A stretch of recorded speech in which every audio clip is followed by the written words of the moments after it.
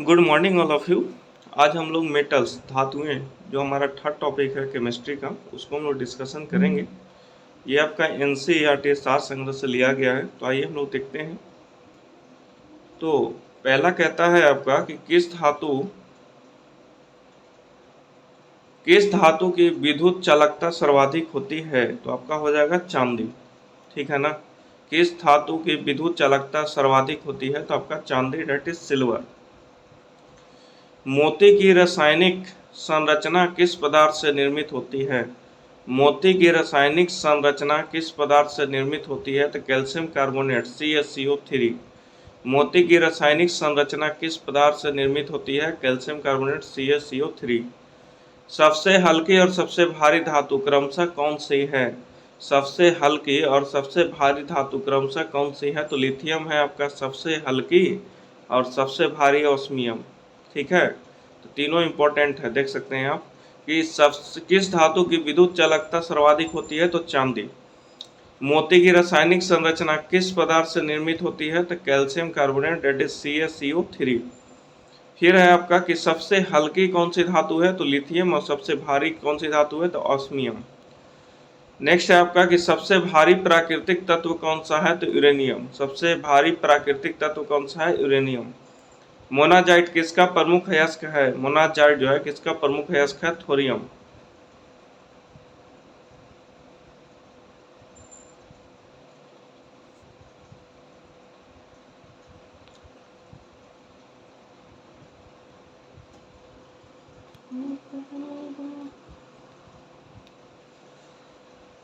हाँ, थोड़ा सा गड़बड़ हो गया था। ओके, अब सही हो गया है।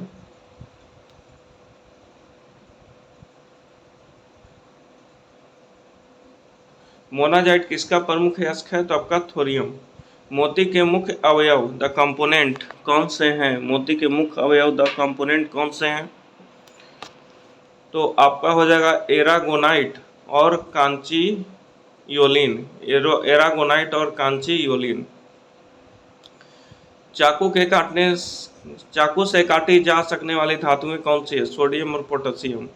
चाकू से काटी जा सकने वाली धातुएं कौन सी है? सोडियम और पोटेशियम।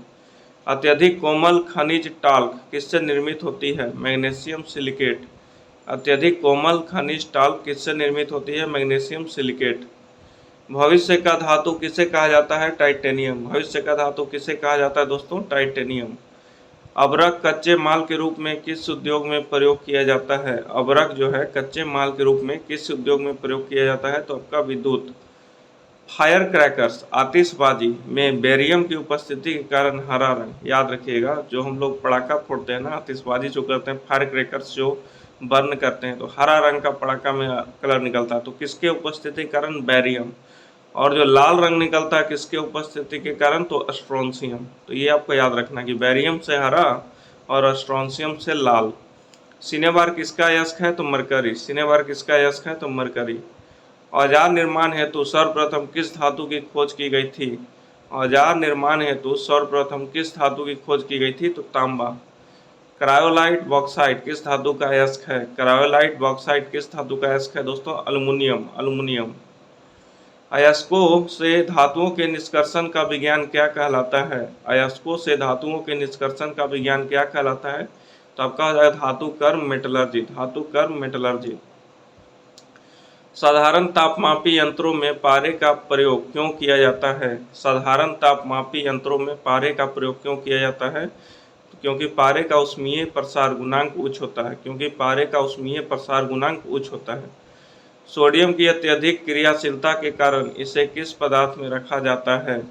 सोडियम की अत्यधिक क्रियाशीलता के कारण इसे किस पदार्थ में रखा जाता है? तो केरोसिन तेल में। केरोसिन तेल में। भर्जन रोस्टिंग प्रायः किन अयस्कों का किया जाता है? भर्जन जो है रोस्टिंग प्रायः किन अयस्कों का किया जाता है? सल्फाइड एवं ऑक्साइड अयस्कों का। सल्फाइड एवं ऑक्साइड अयस्कों का। ठीक है ना।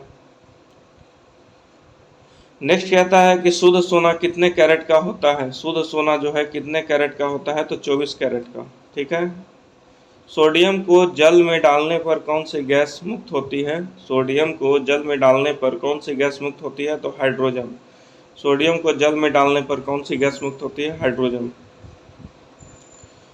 द्रवित सोडियम का उपयोग नाभिकीय भट्टियों में किस रूप में होता है? द्रवित सोडियम का उपयोग नाभिकीय भट्टियों में किस रूप में होता है? शीतलक के रूप में। बारूद का निर्माण करने में किस रसायन का प्रयोग किया जाता है? बारूद का निर्माण करने में किस रसायन का प्रयोग किया जाता है? Potassium nitrate. Potassium nitrate. वह कौन सी धातु है जो अपनी ही ऑक्साइड की परत से सुरक्षित हो जाती है? ठीक है ना, वह कौन सी धातु है जो अपने ही ऑक्साइड की परत से सुरक्षित हो जाती है? अल्युमिनियम। इस्पात के जंग संरक्षण या प्रतिरोध गुण एंटी कोरोजन क्वालिटी को बढ़ाने के लिए उसमें क्रोमियम मिलाया जाता है।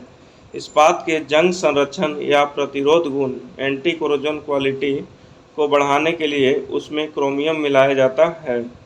मानव शरीर में कॉपर की अधिकता से कौन सा रोग होता है? विल्सन रोग। मानव शरीर में कॉपर की अधिकता से कौन सा रोग होता है? विल्सन रोग। फोटो इलेक्ट्रिक सेल में किस धातु का उपयोग किया जाता है? सेलेनियम।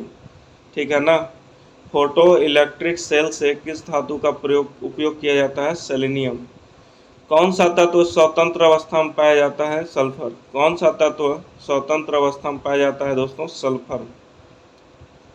धातुओं में सर्वाधिक हीन चालक बैड कंडक्टर कौन सी धातु है? सीसा लीड। सीसा लीड। धातुओं में सर्वाधिक हीन चालक बैड कंडक्टर कौन सी धातु है? सीसा लीड। भविष्य का ईंधन फ्यूचर फ्यूल किसे कहा जाता है? हाइड्रोजन का। ये याद रखिएगा, ठीक है ना, भविष्य का ईंधन कहा जाता है हाइड्रोजन को। चतुष्फलकीय संरचना के कारण हीरा ग्रेफाइट की अपेक्षा अधिक कठोर होता है। चतुष्फलकीय संरचना के कारण हीरा ग्रेफाइट की अपेक्षा अधिक कठोर होता है। प्याज की कड़वाहट का क्या कारण है? प्याज की कड़वाहट का क्या कारण है? प्याज में सल्फर के यौगिकों की उपस्थिति। प्याज की कड़वाहट का क्या कारण है? प्याज में सल्फर के यौगिकों की उपस्थिति। यूरेनियम का मुख्य अयस्क क्या है? Pitch blade. यूरेनियम का मुख्य अयस्क क्या है? Pitch blade. शल्य क्रिया में पट्टियों के रूप में किस रासायनिक पदार्थ का प्रयोग किया जाता है? कैल्शियम सल्फेट का। शल्य क्रिया में पट्टियों के रूप में किस रासायनिक पदार्थ का प्रयोग किया जाता है? कैल्शियम सल्फेट का। सबसे कठोर धातु कौन सी है? प्लेटिनम। सबसे कठोर धातु कौन सी है दोस्तों? प्लेटिनम। अब देखिए कुछ फॉर्मूला है, इंपॉर्टेंट रासायनिक सूत्र we should remember because this type of questions will be asked in examination commonly. कहता है हरा कशिश ग्रीन विट्रियोल। हरा कशिश ग्रीन विट्रियोल का क्या है रासायनिक नाम और रासायनिक सूत्र? तो ग्रीन विट्रियोल का रासायनिक नाम है फेरस सल्फेट, जिसका सूत्र है FeSO4.7H2O। ग्रीन विट्रियोल का क्या है रासायनिक नाम? फेरस सल्फेट, और इसका सूत्र है FeSO4.7H2O। ब्लू विट्रियोल का रासायनिक नाम है कॉपर सल्फेट। कॉपर सल्फेट, इसका सूत्र हो जाएगा CuSO4.5H2O। ब्लू विट्रियोल का हो जाएगा दोस्तों copper sulphate CuSO4.5H2O। White vitriol का हो जाएगा जिंक सल्फेट ZnSO4.7H2O। और रेड विट्रियोल का हो जाएगा कोबाल्ट सल्फेट COSO4.7H2O। अब क्या इसमें कॉमन है? इस सभी में मैक्सिमम तीनों में 7 है, एक में आपका 5 है ब्लू विट्रियोल में। तो एक बार और पढ़ लेता हूँ मैं। हरा कशिश FeSO4.7H2O, नीला कशिश CuSO4.5H2O, श्वेत कशिश ZnSO4.7H2O, लाल कशिश CuSO4.7H2O। ठीक है। अब आता है कि माणिक्य और नीलम को रासायनिक रूप से अल्युमिनियम ऑक्साइड के रूप में पहचान की जाती है। माणिक्य और नीलम को रासायनिक रूप से अल्युमिनियम ऑक्साइड के रूप में पहचान की जाती है। ठीक है ना। अब आता है महत्वपूर्ण धातु एवं उनके अयस्क, important metal and their ores. तो मेटल इधर है, इसका ओर्स है।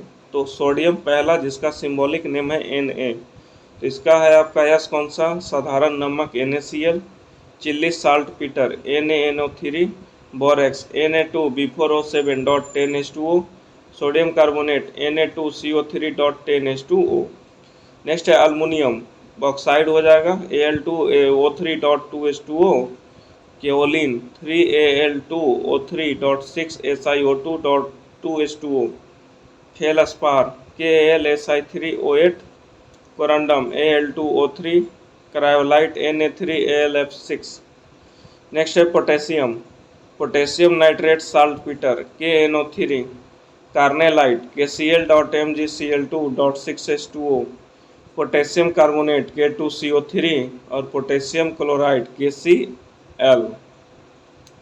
नेक्स्ट है आपका दोस्तों कैल्शियम, कैल्शियम हो जाएगा डोलोमाइट CaMg3CO3 का होल्टवाइज, calcite CaCO3, gypsum CaSO4.2H2O, fluorspar CaF2, asbestos CaSiO3.MgSiO3।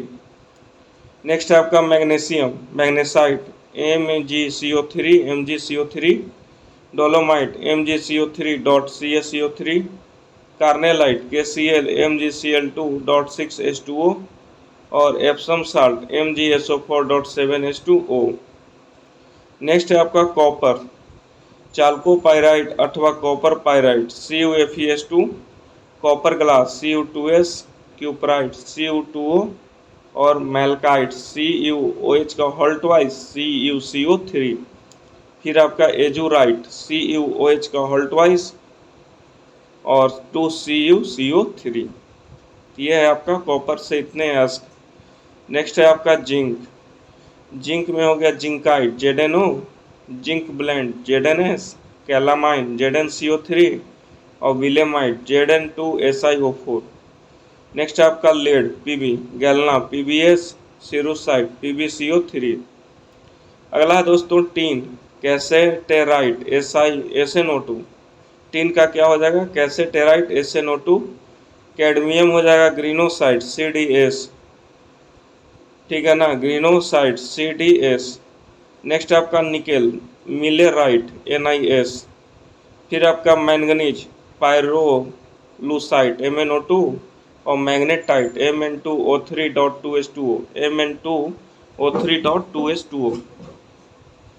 Next है दोस्तों आयरन, आयरन हो जाएगा haematite Fe2O3, limonite 2Fe2O3.3H2O, 2Fe2O3.3H2O। Next आपका magnetite Fe3O4, Fe3O4, siderite FeCO3, siderite FeCO3, iron pyrite FeS2, iron pyrite FeS2 या copper pyrite CuFeS2, CuFeS2। Next आपका mercury cinnabar, ठीक है ना, मरकरी का सिनेबार ओनली वन याद रखिएगा। और नेक्स्ट है silver Ag, Ruby silver Ag3Sb.AsS3, ठीक है ना। और horn silver AgCl, silver chloride जिसको बोलते हैं हॉर्न सिल्वर। नेक्स्ट आपका गोल्ड, गोल्ड का कौन से महत्वपूर्ण अयस्क है कैल्वेराइट AuTe2 और सिल्वेनाइट AgAuTe2। नेक्स्ट है आपका यूरेनियम कार्नेटाइट K2UO ट्वाइस VO4 का होल्टवाइज 3H2O। यू शुड रिमेंबर, लिख के याद करना पड़ेगा इसको। फिर आपका पिंच ब्लेंड हो जाएगा U3O8। नेक्स्ट है दोस्तों थोरियम मोनाजाइट, थोरियम का हो जाएगा मोनाजाइट। आगे कहता है आपका कि मोबाइल फ़ोन की बैटरी में किस धातु का प्रयोग किया जाता है, तो आपका हो जाएगा लिथियम। मोबाइल फ़ोन की बैटरी में किस धातु का प्रयोग किया जाता है लिथियम। क्विक लाइम का रासायनिक नाम क्या है कैल्शियम ऑक्साइड, क्विक लाइम का रासायनिक नाम क्या है दोस्तों कैल्शियम ऑक्साइड। परमाणु घड़ियों में टाइम कीपर के रूप में किस धातु का प्रयोग किया जाता है सीजियम। परमाणु घड़ियों में टाइम कीपर के रूप में किस धातु का प्रयोग किया जाता है सीजियम। मतदाता की उंगलियों में लगाई जाने वाली स्याही के निर्माण में किस रासायनिक यौगिक का प्रयोग किया जाता है सिल्वर नाइट्रेट, ठीक है ना। मतदाता की उंगली में लगाई जाने वाली स्याही के निर्माण में किस रासायनिक यौगिक का प्रयोग किया जाता है सिल्वर नाइट्रेट। फिर कहता है क्वार्ट्ज का रासायनिक नाम क्या है सोडियम सिलिकेट Na2SiO3, क्वार्ट्ज का रासायनिक नाम क्या है सोडियम सिलिकेट Na2SiO3, ठीक है ना। फिर पर्ल एस किस रासायनिक यौगिक को कहा जाता है, जो पर्ल एस है ना, किस रासायनिक यौगिक को कहा जाता है potassium carbonate K2CO3। Zinc sulphate का प्रयोग सामान्यतः किस रूप में किया जाता है कवकनाशी एंटी फंगल के रूप में, ठीक है। जिंक सल्फेट का प्रयोग किस प्रयोग सामान्यतः किस रूप में किया जाता है? कवकनाशी एंटी फंगल के रूप में। नेक्स्ट है आपका भूपर्पट्टी में सर्वाधिक मात्रा में पाए जाने वाले तत्व। भूपर्पट्टी में सर्वाधिक मात्रा में पाए जाने वाले तत्व तो oxygen, silicon, aluminium, iron, calcium, sodium, magnesium, titanium, hydrogen. ठीक है ना। फिर कहता है आपका आयरन पायराइड्स Fe2 रासायनिक यौगिकों को झूठा सोना, मूर्खों का सोना भी कहा जाता है। आयरन पायराइड Fe2 रासायनिक यौगिकों को झूठा सोना या मूर्खों का सोना भी कहा जाता है। तो यही था दोस्तों मेटल के रिगार्डिंग जो इम्पोर्टेंट्स हैं। तो you should be make clear it's will be helpful for you और not. It's helpful for you then you can continuing my channel. Okay, thank you very much.